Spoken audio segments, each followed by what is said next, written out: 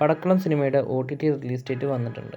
ജിയോ ഹോട്ട്സ്റ്റാറിലൂടെ ഈ വരുന്ന ജൂൺ 10-ാം തീയതിയാണ് പടക്കളം സിനിമ OTT റിലീസ് ചെയ്യുന്നത്. കമൽഹാസൻ്റെ ദഗ് ലൈഫ് സിനിമ നാളെ തിയേറ്ററുകളിലേക്ക് എത്തുകയാണ്. സിനിമയുടെ ഫസ്റ്റ് ഡേ റെസ്പോൺസ് ഒക്കെ എങ്ങനെയായിരിക്കുമെന്ന് അറിയാനായിട്ട് കാത്തിരിക്കുക.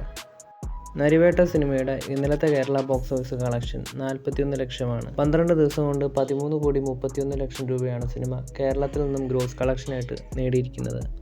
ഡിറ്റക്റ്റീവ് ജ്വലൻ സിനിമയ്ക്ക് ഇന്നലെ 12 ലക്ഷം രൂപയാണ് കേരളത്തിൽ നിന്നും ഗ്രോസ് കളക്ഷൻ ലഭിച്ചത്. 12 ദിവസത്തെ സിനിമയുടെ കേരള കളക്ഷൻ 4,08 ലക്ഷമാണ്. പടക്കളം സിനിമയുടെ ഇന്നലത്തെ കേരള കളക്ഷൻ 12 ലക്ഷമാണ്. 27 ദിവസം കൊണ്ട് 11,95 ലക്ഷം രൂപയാണ് സിനിമയുടെ Kerala collection. Prince and family സിനിമയുടെ ഇന്നലത്തെ കേരള എസ്റ്റിമേറ്റഡ് കളക്ഷൻ 11 ലക്ഷമാണ്. 26 ദിവസം കൊണ്ട് 16,45 ലക്ഷം രൂപയാണ് കേരളത്തിൽ നിന്നും സിനിമ ഗ്രോസ് കളക്ഷൻ നേടിയിരിക്കുന്നത്. മൂൺവാക്ക് സിനിമയുടെ ഇന്നലത്തെ കേരള കളക്ഷൻ 9 ലക്ഷമാണ്. 5 ദിവസം കൊണ്ട് കേരള ബോക്സ് ഓഫീസിൽ 64 ലക്ഷം രൂപയാണ് സിനിമ കളക്ഷൻ നേടിയിരിക്കുന്നത്. Mission Impossible The Final Reckoning എന്ന സിനിമയ്ക്ക് ഇന്നലെ 5 ലക്ഷം രൂപയാണ് കേരള കളക്ഷൻ ലഭിച്ചത്. 3,60 ലക്ഷം രൂപയാണ് സിനിമ 18 ദിവസം കൊണ്ട് കേരളത്തിൽ നിന്നും കളക്ഷൻ നേടിയത്. LCUവിലെ പുതിയ ചിത്രമാണ് ബെൻസ് സിനിമയിലെ വില്ലൻ ക്യാരക്ടറിനെ ഇന്ന് റിവീൽ ചെയ്യും. എന്തായാലും LCUവിൽ വരാനിരിക്കുന്ന ഈ ഒരു പുതിയ വില്ലൻ നിവിൻ പോളിയാണെന്ന് ഇപ്പോൾ ഉറപ്പായിട്ടുണ്ട്.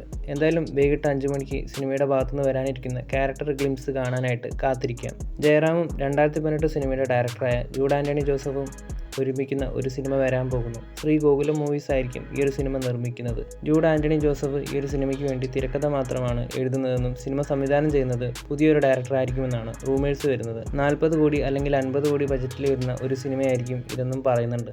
പ്രവീൺ ചന്ദ്രൻ DQ ചിത്രത്തിലേക്ക് DOP ചെയ്യാനായി ഷൈജു ഖാലിദുമായി ഇപ്പോൾ ചർച്ചകൾ നടക്കുന്നുണ്ടെന്ന് റിപ്പോർട്ടുകൾ വരുന്നുണ്ട്. അതുപോലെ ഈ ഒരു സിനിമയ്ക്ക് വേണ്ടി സ്ക്രിപ്റ്റ് ഒരുക്കുന്നത് കുഞ്ഞിരാമായണം, ഗുരുവായൂരമ്പലനടയിൽ AR എന്നീ സിനിമകൾക്ക് വേണ്ടി സ്ക്രിപ്റ്റ് ഒരുക്കിയ ദീപു പ്രദീപ് ആയിരിക്കുമെന്നും പറയുന്നുണ്ട്. ആവേശം സിനിമയുടെ ഡയറക്ടറായ ജിത്തു മാധവൻ്റെ അടുത്ത ചിത്രം ഒരു തമിഴ് സൂപ്പർ താരത്തിനോടൊപ്പം ആയിരിക്കുമെന്നും അത് സൂര്യ ആയിരിക്കുമെന്നും റിപ്പോർട്ടുകൾ വരുന്നുണ്ട്. ഫഹദ് ഫാസിൽ ജിത്തു മാധവൻ പ്രൊജക്റ്റ് അടുത്ത വർഷത്തിലേക്ക് മാറ്റിവെച്ചെന്നും പറയുന്നുണ്ട്. എന്തായാലും സൂര്യ ജിത്തു മാധവൻ കോംബോ സംഭവിക്കട്ടെ എന്ന് തന്നെ പ്രതീക്ഷിക്കാം. കൂടുതൽ സിനിമകളുടെ അപ്ഡേറ്റുകളുമായി അടുത്തൊരു വീഡിയോയിൽ കാണാം.